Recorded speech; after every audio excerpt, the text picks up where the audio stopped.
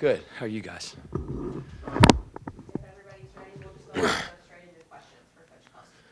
Got microphones around the room. Pat, you said after the game the other night that you were going to go home and watch the last 8 minutes or so.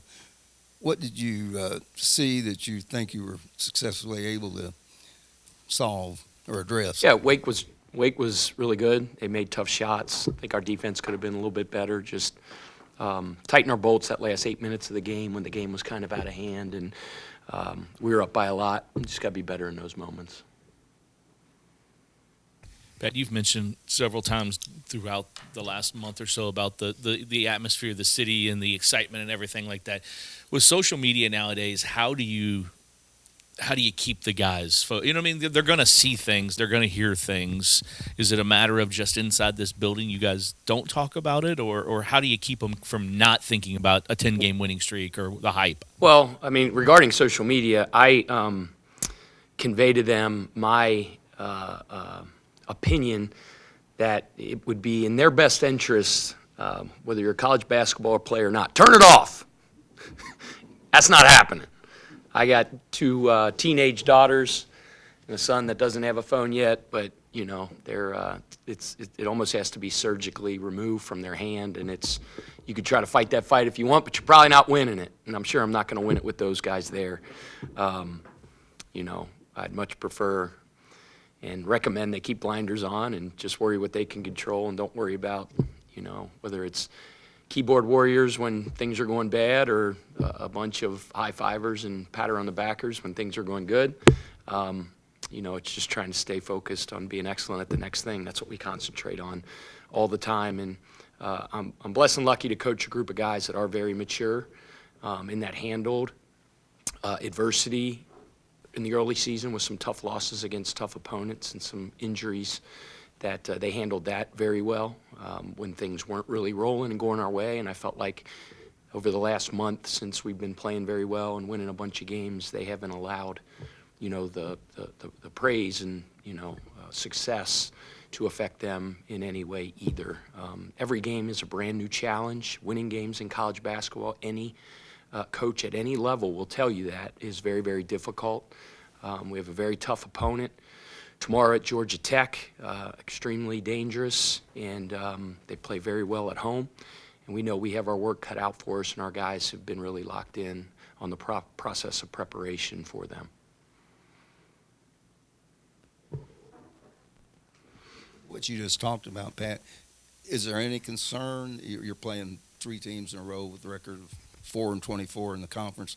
Any concern that, sooner or later? I'm concerned with one game. Right. You mentioned the next 3 games or something like. I don't even know who we play next after this. I never do. I mean, sometimes I'll have to peek at the schedule and just to see what it's going to look like. And Steph's put my schedule together for the next couple weeks. But I mean, we could play the U.S. Olympic team in 4 days, and I wouldn't start preparing for them until after the buzzer sounds tomorrow night, win or lose. Keeping it to Georgia Tech, then, do you have any concerns about playing a team that hasn't been very successful? I have a lot of concerns about Georgia Tech, a ton. They have extremely dangerous pieces offensively. They're as good of a pick-and-roll team as there is in our entire conference. They are going to challenge you on every single possession to be on your responsibilities, and if you're not, they can embarrass you. So we have to be on it. The level of preparation that we have to have to their concepts and to what they do, really on both ends of the floor as well. Damon has them playing extremely hard. They'll disrupt you on defense. They'll change defenses on you. They'll change coverages. They make it to where you really got to be on it. And over the years, during my time in the ACC, it was always really tough to go down to Atlanta and to win a game there. All the years that I was at Wake Forest, so have a ton of respect for Damon, for the players that they have, for their scheme, and that's all I'm worried about. I'm not worrying about what their record is. I'm worrying about that first possession and then the next one and then the one after that. It's going to be a tough 40 minutes, and we got to be on it. Pat, how do you approach preparing for late game situations when in the ACC so far you guys are winning by an average of 15? There haven't been too many situations where it's really come into play? I mean, just that's why we prepare and practice every day, and we work on those situations like all teams do every day. You can't guarantee the situations that you're going to be in a game, but through the course of 6 months throughout the season, in practice after practice, you add all those minutes up and all those hours up. It's important for you as a coach to make sure you're allocating those minutes properly, both to your opponent and their scheme, how you're going to attack them and their scheme, and then obviously the situations that you'll face. Pat, going back to your previous two stops, have you ever had a season where you get into the month of February and you only have maybe 7 or 8 guys available simply due to injury? And if so, how were you able to use those seasons to kind of guide your way through this current season where the injury bug has bit you guys really hard? I don't think, I mean, that's caught me on the spot there with that question. I don't think in my head coaching career I've really ever kind of dealt with the type of season we're having this year with those type of injuries. I'm not saying that is poor, pitiful me or feel sorry for us or anything, but it is a unique situation. And I thought our guys have handled it really well at various times when guys would go down and roles would have to change in certain areas. Guys would have to take on new responsibilities and things like that. Other guys were going to have to step up, and I think our guys have done a good job of that throughout the course of the year. Yeah, kind of following up on that, obviously a shortened bench because of the injuries. Following the Wake Forest game, Steve Forbes made the comment that you've got a deep bench. Obviously, the bench is much shorter. How do you explain how the guys value their minutes so when they do come off that bench, it feels like it may be deeper than it is? How do I explain they value their minutes? I mean, you better. I mean, every tick of the clock is so darn important. And on a defensive end, guys being where they're supposed to be, carrying out their assignment, talking, and then on the offensive end, doing their job, doing their role. The old Mike Krzyzewski thing, like, if 5 guys are like this going in different directions, your hand's not very powerful, but if they come together as one, they're extremely dangerous and powerful, and I think that's what our guys do. That's what we call the power of the unit. It's the uncommon commitment to the guy next to you. It's doing your job and doing it with excellence, with pride, and with a smile on your face, not for your own individual accolades, statistics, but so that you don't let the guy next to you down, and that's just at the core of our philosophy. Pat, what does it say to the maturity and the unselfishness of the players, knowing that when you recruit them, you're saying, okay, this is what I want your role to be, only for those roles to be wildly different because of the injury situation, but they're still on a team? Yeah, I mean, it's not just your role's wildly different because of the situation after, what guys are told in recruiting. They're told very honestly that we compete. Roles are defined by them, by how you compete every single day. We tell guys, if you want something promised to you and given to you, you probably should go somewhere else. 5-0 on the road in conference play. Does that speak a little to you've talked a lot about the maturity of this team and the leadership and the veteran. Does that speak some of that, do you think, of being successful on the road? Yeah. I mean, we have a lot of guys that have been there, done that, right, that have logged a lot of minutes, played a lot of games at the collegiate level. So, going into venues and tough places to play with tough crowds and tough environments, they've at least done that. I think experience matters in a lot regard, but just their makeup too is that they just stay very steady in their process, whether it's playing a home game or a road game. We preach so much about road excellence. I've said that to you guys before, and that's just, really starts the day of travel. It's how we practice here, because we'll practice here and do film here. And I tell them it starts when they pack their bags in the morning to make sure they put 2 pair of their defense in that bag, sometimes a third. And, GBT on the airplanes. Have fun, because these life experiences that these guys have. Because when they go on and play professionally, even though collegiate sports has become more professional, this is still in the formative years of their life. So that the moments that I remember more than anything, like, when I played in college, I remember the NCAA tournaments and those type things. But you remember your experiences in the locker room with your teammates, on the airplane, traveling, in the hotels, the funny stories that you'll tell at reunions someday. So I'm not naive to think that those guys don't enjoy themselves when we do things. They should. But there is just an unbelievable seriousness of purpose about our players. in every walkthrough and in every film session, and that doesn't guarantee results. We could get our butt kicked tomorrow by Georgia Tech, but I am a firm believer that you stay steady in that and consistent in that, your results are ultimately going to be what you want long term. Pat, offensively, you've talked about the scoring balance you guys have had all year, but it feels like Rain, Chucky, and Terrence have kind of formed for lack of a better phrase, kind of like a big three for you guys. Do you see that playing out that way as like them stabilizing the scoring? Javon Hadley's got something to say about that. Yeah, he does. I mean, I'm not saying that he would be offended by that statement that you made, but like, I think what's great is we got a big bunch of guys. I don't know if we have a big three, but we the one game those guys went 4 for 33 from the field, and Javon had 32. So, we got. I love our depth, and I think that's part of the makeup of our team that makes us good.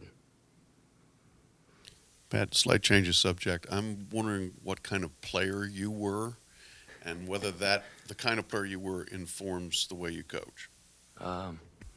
Not many people want to hear about my playing career because I've said before I missed 1,000 points by 870. But Coach Prosser used to say all the time the team kind of takes on the personality of their coach. Whether that's true or not, I don't know. I sure wasn't the most talented. For whatever reason, my shot just kind of got away from me as I got late in high school. I did a lot of other things really well.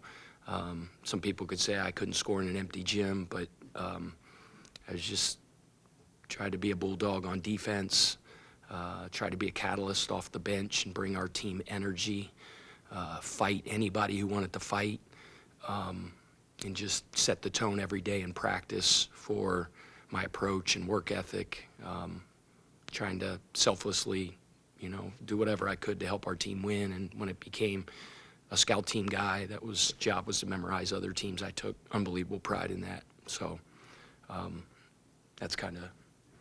What took you to Wyoming?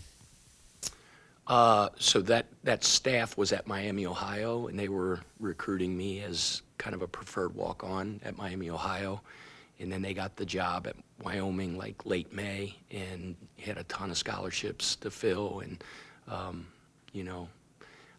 I don't know. I kind of think in my own head and heart, because sometimes I challenge myself and make stuff up in my head, but I almost felt like they just wanted me there because I was going to bring up the team GPA and crap like that. And then I went out and said, "Who's your starting point guard? Because I'm going to kick his ass." Pardon my language. And ended up starting that freshman year. And we stunk, which is probably why I started. It was a great experience. It led me back to Xavier to play for the great Skip Prosser, who had a profound impact on my life. But that learning experience was great for me as well. Last part of that is you've mentioned Skip. What was his human touch that seemed to work so well with people? How long you got?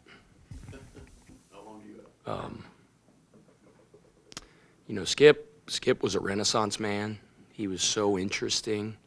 He could talk hip-hop and rap. He could talk high-level politics. He could talk Irish literature, writers, and like some of you guys, he could kind of get on the same level with because his vocabulary was off the charts. He was so interesting. Some of my favorite times working for him were the times we went driving together, recruiting, and we would talk everything but basketball. He was a doting father. He loved his sons like he loved to breathe. And he was a terrific basketball coach. And probably his greatest attribute was he was a teacher. He was a phenomenal teacher.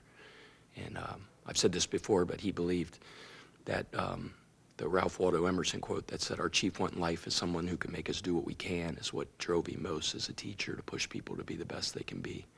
And fortunately, we lost him 17 years ago. There's so many people in the business that remember him and still tell me Skip stories when I see him, and it's so awesome to have his memory brought up like that. And his name's brought up, virtually every day to our players.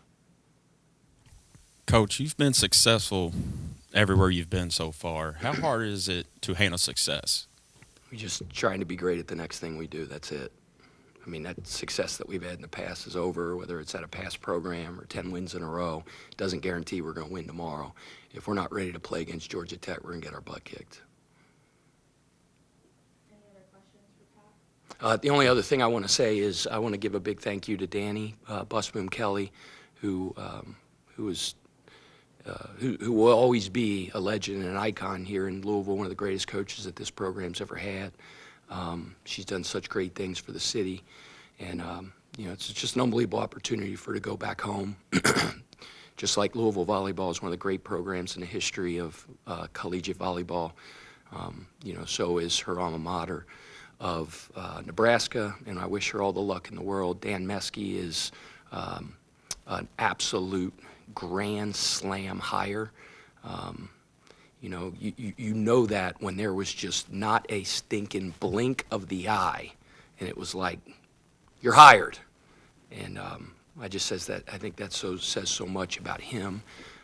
And I think Danny would tell you he was a major part, major architect in the building of this special collegiate volleyball program, and he is going to absolutely crush it here, and I'll be their biggest fan.